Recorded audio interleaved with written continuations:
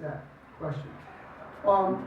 Really, it comes back to this whole thing about being authentic, being naked and unashamed. That Genesis part, what we talked about a couple of weeks ago in the Bible, where Adam and Eve were just open and honest with each other. They were naked and ashamed. There was nothing to hide.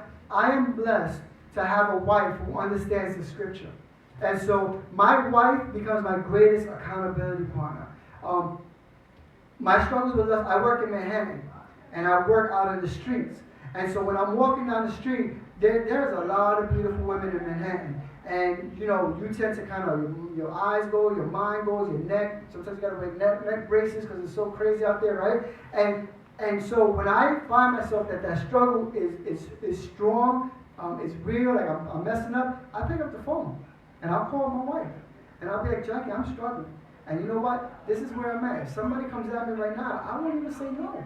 I keep it very real. So there's no shame. There's no fear, and I'm taking responsibility. And I'll tell her. And you know what my wife will do? She'll ask me, what's up? What are you feeling? What are you going through? What's going on? She'll start questioning me. And then she'll pray with me. She'll ask me, you want me to pray with you now? You want me to pray for you? You want to hang up? You working? You busy? But we have that authentic relationship, that real relationship where we can openly discuss what we're struggling with. Again, we go back to that scripture. If you confess your sin, 1 John 1:9. If you confess your sin, He's faithful and just to forgive you your sin. Now here's the thing.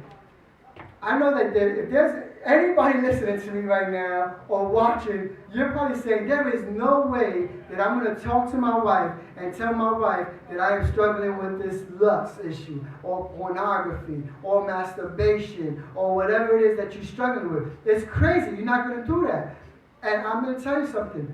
I'm not suggesting that you do it right off the top either, especially if you're not a Christian, because you ain't got nothing to fall back on.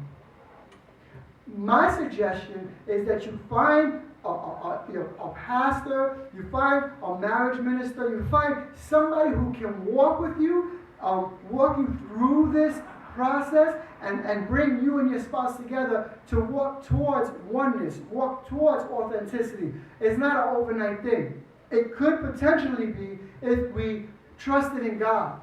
You know what I'm saying? It could potentially be if we really, really asked God to help us walk through this, if we really understood that the power of sin is broken and there's nothing to be afraid of, ashamed of, if we really understood the grace of God and how He covers us. It could potentially be where you could tell your wife you're struggling with lust and she can walk with you. But that's not the case.